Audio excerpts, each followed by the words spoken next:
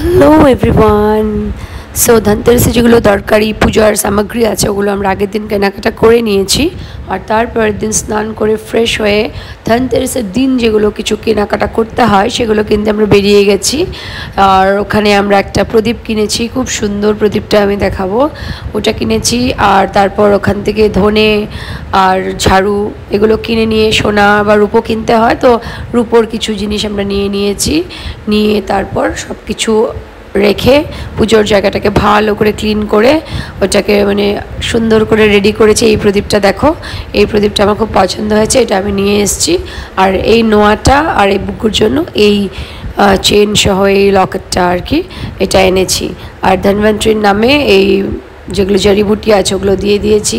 বাকি 5 রকমের ফল, 5 রকমের মিষ্টি, খই, বাতাসা, তারপর যেই ঝাড়ুটা আনা হয়েছে সেই ঝাড়ুটা, ধনেটা, তারপরে বাড়িতে যদি কোনো ক্যাশ থাকে বা সোনা রূপো যা আগে থাকলে সেটাও সবগুলো সুন্দর করে সাজিয়ে নিয়েছি। বুগ্গু আমার সাথে হেল্প করছিল, তো আগেও বলেছি পুজো করতে খুব ভালোবাসে। তারপর আমরা আরতি করেছি, এক এক করে সব ঠাকুরের যে আছে, কুবের, ধন্বন্তরী, তারপরে লক্ষ্মী, গণেশ, সরস্বতী সবার আরতি করেছি বুগ্গু আমি মিলে সবাই। তারপরে আমরা প্রসাদ নিয়ে এইভাবে সেলিব্রেট করেছি।